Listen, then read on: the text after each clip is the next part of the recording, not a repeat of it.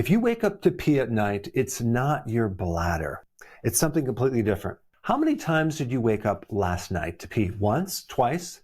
More than that? So many people that get up through the night think that they have a prostate problem or a weak bladder. Well, you're going to learn today it has nothing to do with that. And if you get up even once a night, you're going to be extremely happy that you watched this video, because I'm going to show you how to fix it very quickly. Because the real big problem is not the peeing at night. It's what it does to your sleep. It literally will destroy your sleep. And with poor sleep, that gives you a cascade of a lot of other problems, including affecting your metabolism, okay, your ability to lose weight. It will raise your cortisol if you're not sleeping. It'll put you at risk for type 2 diabetes and give you something called insulin resistance, which creates a lot of other issues related to blood sugar. It will increase your risk of high blood pressure, make your arteries more stiff, give you more visceral fat because of the cortisol. It'll keep you in a hunger mode, wanting to snack through the day. Also, not sleeping affects your ability to detoxify your brain. That's why you wake up with brain fog. I had that really bad. Your mood goes down, anxiety, depression, your cognitive function, focus, memory, concentration, all are affected if you're not sleeping. Not to mention low testosterone.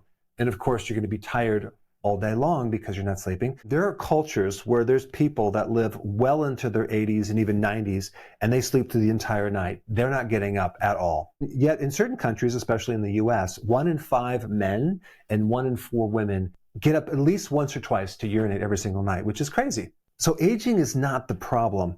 There's several other things that I'm going to show you that are the problem. So the first thing you need to know is there's a hormone involved.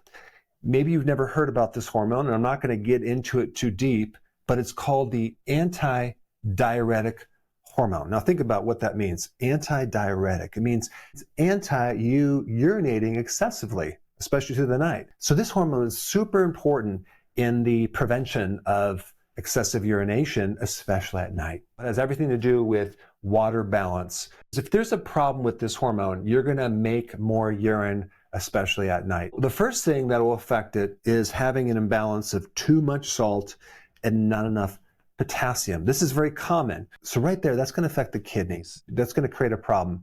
Your body's going to want to get rid of this excess salt, so it's going to cause more urine to be produced. And just so you know, avocados are loaded with potassium. Leafy greens, bigger salads have a lot of potassium.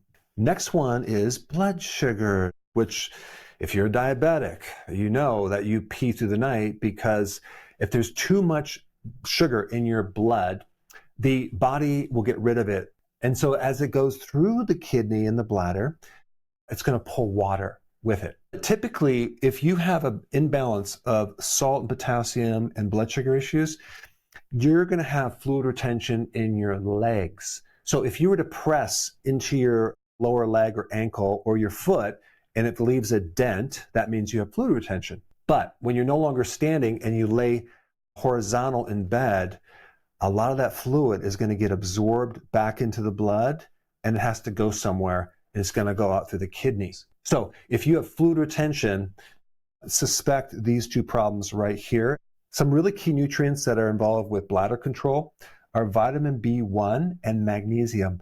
B1 has everything to do with the part of the nervous system that controls especially the bladder. But in order for B1 to work, it needs magnesium. So these two are really important, especially if you urinate in the middle of the night and not a lot of urine comes out, or anything that's related to neurogenic or neurological.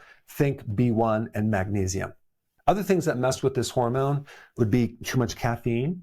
This is why it's important just to have like a small amount of caffeine in the morning. Don't overdo it, because this can act as a diuretic, not just from coffee, but from tea as well. And even chocolate has some stimulants in there that can cause a diuretic effect.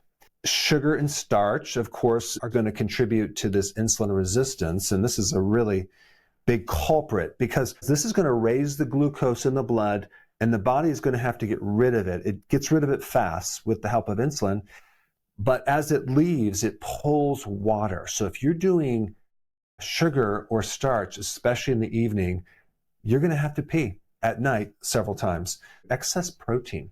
When you consume too much protein, one of the byproducts is urea. And your body's going to get rid of urea by releasing more urine. So if you're having a huge protein supper, whatever, suspect you might need to get up because of the excess protein turning into urea. This is why I recommend having most of your protein as your first meal, maybe at lunch, and having a smaller amount of protein for dinner if you're getting up or having a problem sleeping.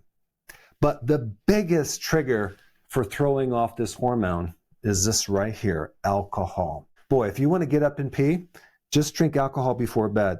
That's one of the biggest triggers. When's the worst time to drink fluids? Well, the answer to that is later at night.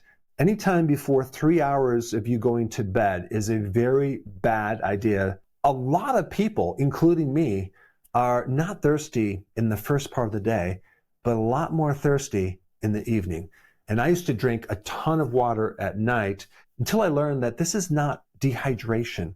It's a survival mechanism to cause you to have enough fluid because you're not going to be drinking for the next 12 hours. What's worse than that is snacking on carbohydrates and starches or salty things, snacking. You'll get really thirsty and drink a lot of fluid. Oh my gosh, you're going to be up all night urinating, because also the sugar and the starch are going to deplete your potassium even more. It's not just what you drink, it's what you're eating.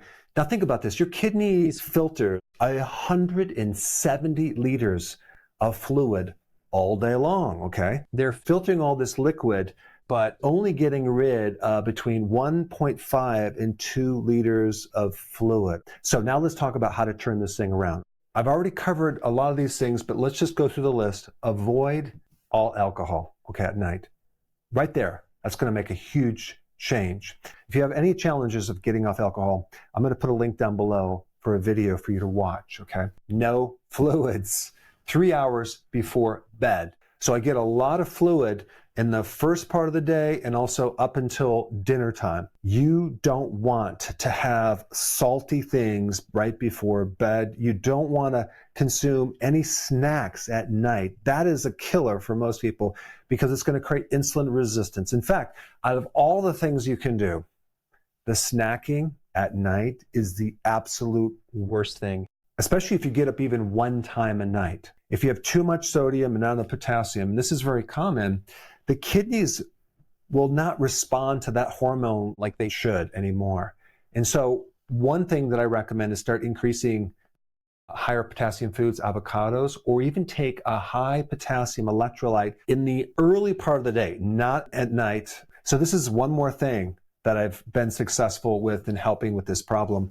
Also, just helping people stop drinking too much caffeine. And it's amazing how many people drink coffee all day long, and they just need to cut down the caffeine because the diuretic is just pushing the fluid out.